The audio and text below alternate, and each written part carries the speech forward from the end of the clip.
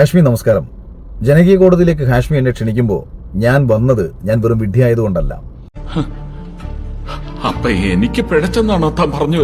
എന്റെ ഉള്ളിൽ ഉറച്ച സത്യവും നീതിയും ഉണ്ടായതുകൊണ്ടും എനിക്ക് പറയാനുള്ള സത്യങ്ങൾ പറയണമെന്ന് ആഗ്രഹിച്ചതും കൊണ്ട് തന്നെയാണ്. എന്തും കേൾക്കാനുള്ള മനക്കെട്ടി അദ്ദേഹത്തിന് വന്നോട്ടെ. നിന്നെ ഞാൻ ഈ രവിക്കുട്ടിപ്പിള്ള അദ്ദേഹത്തിന്റെ മുന്നിൽ കൊണ്ടുവന്ന് നിർത്തി സത്യം പറയിപ്പിക്കുക. അതുപോലെ ഹാഷ്മി അവിടെ നെറുകേട് കാണിക്കുമെന്നും ഇന്നലകളിൽ എനിക്ക് ഞാനുമായി ഉണ്ടായ സംവാദത്തിൽ ഹാഷ്മിക്കുണ്ടായ ക്ഷീണം തീർക്കാൻ വേണ്ടി ഹാഷ്മി നെറുകേട് കാണിക്കുമെന്ന് എന്റെ അടുത്ത് പല സുഹൃത്തുക്കളും പറഞ്ഞു. അപ്പോഴും ഞാൻ പറഞ്ഞു, അല്ല, എന്താ നിന്റെ വിഷമം? പരിപാടിയിൽ അതിഥിയായി വിളിച്ച ആൾക്കാരോട് എനിക്കെതിരെ എന്തൊക്കെ സംസാരിക്കണമെന്നും ഏതൊക്കെ ഭാഷയിൽ സംസാരിക്കണമെന്നും നിങ്ങൾ പറഞ്ഞത് കേട്ടപ്പോഴാണ് എനിക്ക് നിങ്ങളുടെ ഉള്ളിലെ പകയും വിദ്വേഷവും എനിക്ക് മനസ്സിലായത്.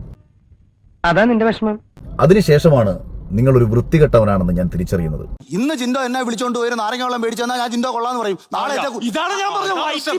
ഇവിടെ നിങ്ങൾ എന്നെ ഈ പരിപാടിയിലേക്ക് വിളിച്ചിട്ട് യഥാർത്ഥത്തിൽ നിങ്ങൾ ചോദിക്കേണ്ടിയിരുന്നതും അല്ലെങ്കിൽ എന്നെ പൊളിച്ചെടുക്കേണ്ടിയിരുന്നതും എന്റെ നിലപാടുകൾ എന്തൊക്കെയായിരുന്നുവെന്നും കണ്ണീര് തുടച്ചിട്ട് കുറച്ചുകൂടി വിശ്വസിക്കാൻ തോന്നുന്നു. ആ നിലപാടുകൾ എത്ര തവണ ഞാൻ മാറ്റിപ്പറഞ്ഞെന്നും ആ മാറ്റിപ്പറഞ്ഞ നിലപാടുകളുമായി ബന്ധപ്പെട്ടിട്ടുള്ള ചോദ്യങ്ങൾ ചോദിച്ചുകൊണ്ട് നിങ്ങൾ എന്നെ ഒന്നൊന്നായി പൊളിച്ചിരുന്നുണ്ടെന്നുണ്ടെങ്കിൽ ഞാനും ഹാഷ്മിക്ക് ഒരു ഷേക്കാൻഡ് തന്നേനെ. പകരം ഹാഷ്മി എന്താണ് ചെയ്തത്?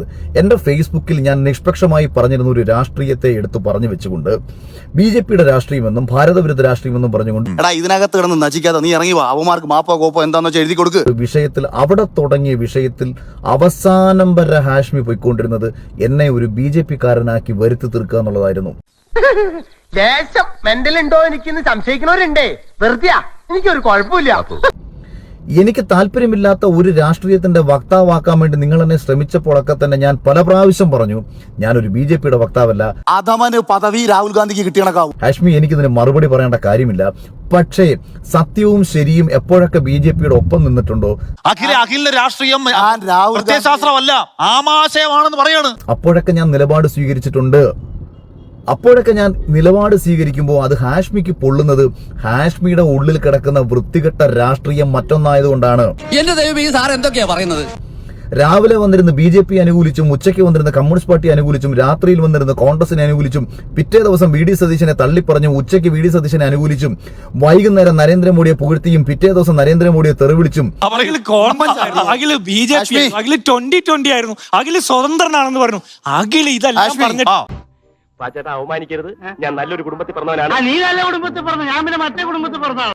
അല്ലെങ്കിൽ പിണറായി വിജയനെ അനുകൂലിച്ചും പിണറായി വിജയനെ തെറിവിളിച്ചും ഒക്കെ സംസാരിച്ച് ശീലമുള്ള ഹാഷ്മി എന്നോട് ചോദിക്കുകയാണ് അഭിപ്രായങ്ങളിൽ ഉറച്ചു നിൽക്കുന്നുണ്ടോന്നും. വിദ്യാഭ്യാസം ഉണ്ടായതുകൊണ്ടൊന്നും ഒരു പ്രയോജനം ഇല്ലെന്ന് ഇപ്പൊ എനിക്ക് മനസ്സിലായി.